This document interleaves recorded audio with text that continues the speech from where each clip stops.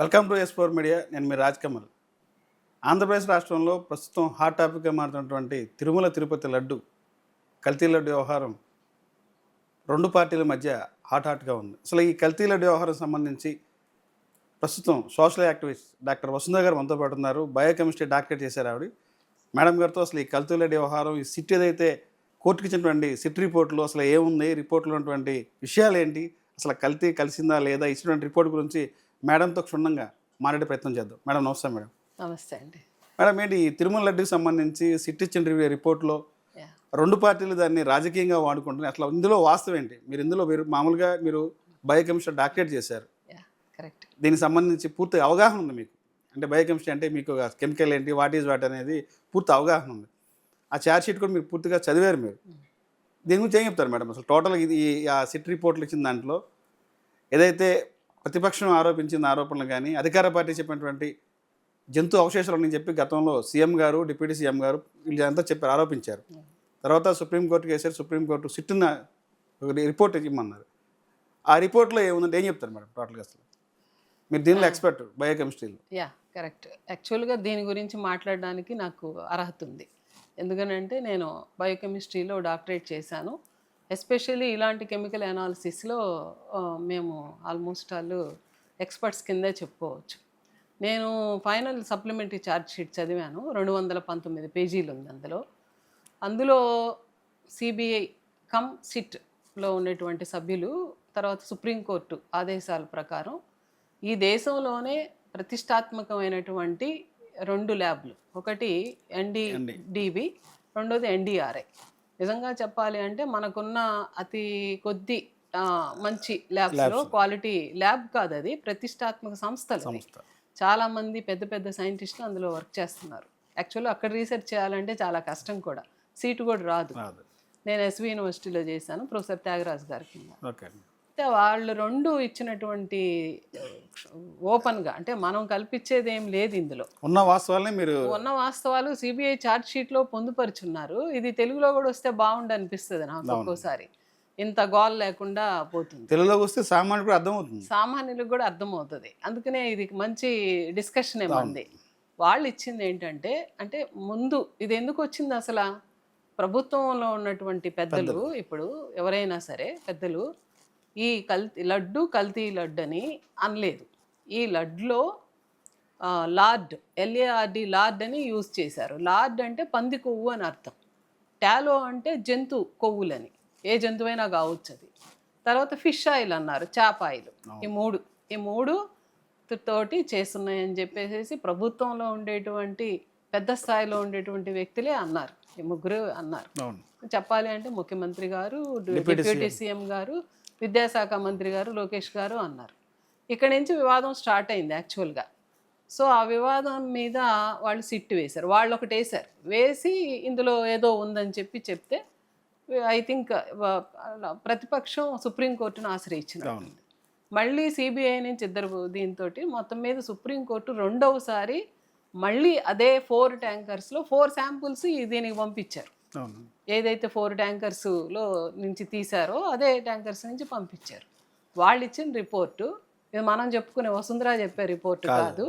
NDDB, NDRI ఇచ్చిన report అయితే ఖచ్చితంగా ఇందులో ఎలాంటి పంది కొవ్వు కానీ, లార్డ్లు కానీ, no animal fat, no lard and no fish oil అని ఇచ్చింది.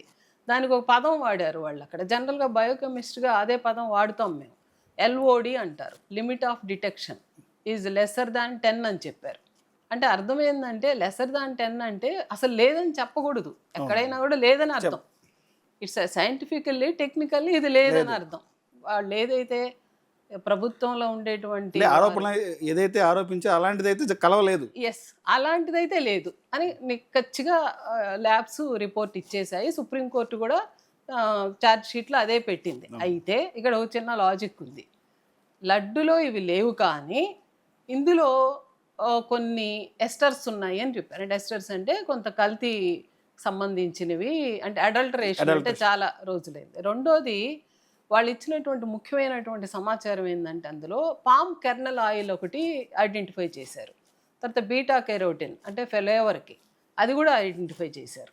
ఇది వాళ్ళు ఐడెంటిఫై చేసిందే నేను చెప్తున్నా. ఇప్పుడు నేను లేదని చెప్పినా అందులో ఉంది. అంటే మనకి సిట్లో ఉన్న రిపోర్ట్లో ఉన్నాయే కావాలండి, అవే దాని గురించే తెలియాలి, ప్రజలకు దాని తెలియాలి. గురించే ప్రజలకు తెలియాలి. ఇవైతే ఈ అవశేషాలు అయితే వాళ్ళు చెప్పారు. చెప్తూ వాళ్ళు ఒకటి చెప్పారు అందులో, ఈ ఈ లడ్డూలో ఉన్నటువంటి ఘీ ప్యూర్ అంటే అసలు మామూలు బ్యూటరిక్ యాసిడ్ అని ఒకటి ఉంటుంది మనకి నెయ్యిలో, నెయ్యిలో అది కూడా లో లెవెల్స్ ఉంది.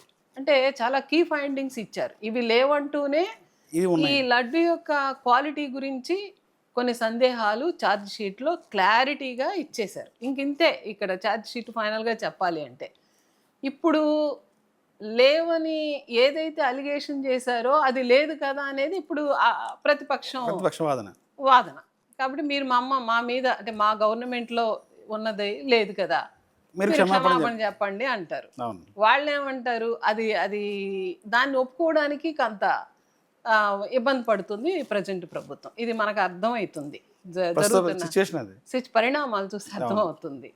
అది లేదు కానీ లడ్డు అయితే లడ్డులో ఉన్న గీ వాడింది అయితే ప్యూర్ గీ కాదు కదా అని అంటారు వీళ్ళు. మీరు అనాల్సింది ఫస్టే అసలు లడ్డూలో వాడుతున్న నెయ్యి క్వాలిటీ ఏదో ప్రాబ్లం ఉంది, ఆ క్వాలిటీని మనం చూడాలి అని చెప్పాలి, దానికి తగిన జాగ్రత్తలు తీసుకోవాలి. ఇది ఒక అంశం. దీని మీద మొత్తం ఈరోజు రాష్ట్రంలో ఉభయ పక్షాలు ఒక పోరాటం లాగే జరుగుతుంది. మిగతా సమస్యలన్నీ అంటే పక్కన స్వామివారి భక్తులు కూడా చాలా మనోభావాలు దెబ్బతినే రకం కూడా ఉన్నాయి కదండి. ఈ రకంగా కల్తీ కలిసిందని చెప్పినప్పుడు ప్రసాదం తీసుకోవాలన్నా కొంచెం ఇబ్బందికరమైన పరిస్థితి. వాస్తవంగా లార్డ్ అంటే పంది కొవ్వు, యానిమల్ కొవ్వు, తర్వాత ఫిష్ ఆయిల్, ఈ మూడు మాత్రం అభ్యంతరకరమైనటువంటి పదాలే. ఉన్నా కూడా అభ్యంతరకరమైన పదాలే. ఇవి అంటే మనం చెప్పకూడదు బయటకి. ఎందుకనంటే తిరుమల తిరుపతి దేవస్థానం వాటికన్ సిటీ కంటే కూడా నా దృష్టిలో చాలా గొప్ప. మనం మొత్తం ప్రపంచంలో ఉండేటువంటి మతాలకు అతీతంగా అన్ని మతాల వాళ్ళు, హిందూ, ముస్లిం, క్రిస్టియన్, పార్సీ, జైన్స్ అందరూ మీరు చూడండి. ఎందుకంటే అక్కడ అదొక ఏమంటారు, అదొక దివ్యమైనటువంటి ప్రదేశంగా భావిస్తారు. నాస్తికులు సైతం వాళ్ళ మీద మాట్లాడడానికి కొంచెం ఇదవుతుంది. మేము అక్కడ పరిశోధన చేసేటప్పుడు కూడా ఎస్వి యూనివర్సిటీలో రిజల్ట్స్ కోసం కొండ కింద మా డిపార్ట్మెంట్ ఉండేది. స్వామిని చూసేసి దండం పెట్టుకొని స్వామి త్వరగా రిజల్ట్ రావాలనుకునేవాళ్ళు. అందుకని మాకు కూడా ఒక ఫెయిత్ ఉంటుంది, మాట్లాడేటప్పుడు కూడా చాలా జాగ్రత్తగా మాట్లాడాలని. సో అది ఉన్న ఇన్ని కోట్ల మంది భక్తుల విశ్వాసాల మీద ఆధారపడి ఉండేది కాబట్టి దాన్ని కొంచెం కాన్ఫిడెన్షియల్గా పెట్టి దాని గురించి మొత్తం పరిశోధన చేసి రిపోర్ట్ తీసుకొని ముందు అసలు ఏదైతే ప్రాబ్లమో దాన్ని రెక్టిఫై చేసి ఎవరైతే ఈ మొత్తం చైన్ ఆఫ్ అంటే ఎవరు సప్లయర్సు, దాంట్లో ఎంతమంది ఇన్వాల్వ్ అయి ఉన్నారు, వీళ్ళందరినీ మీరు శిక్షించుంటే చాలా బాగుండేది. అట్లా కాకుండా దీన్ని నేను అడుగుతున్నానండి, చంద్రబాబు నాయుడు గారు కలపరు. ఏది ఒకవేళ ఆయన మీద అలిగేషన్ చేసిన జగన్మోహన్ రెడ్డి గారు కలపరు. ఎందుకంటే ప్రభుత్వంలో ఉండేటువంటి ఏ పెద్దలు కూడా కలపరు. ఇందులో ఏదో ఒక కుట్ర దాగి ఉంటుంది. దాన్ని వెలికి తీస్తే అందరూ సంతోషపడేవాళ్ళు.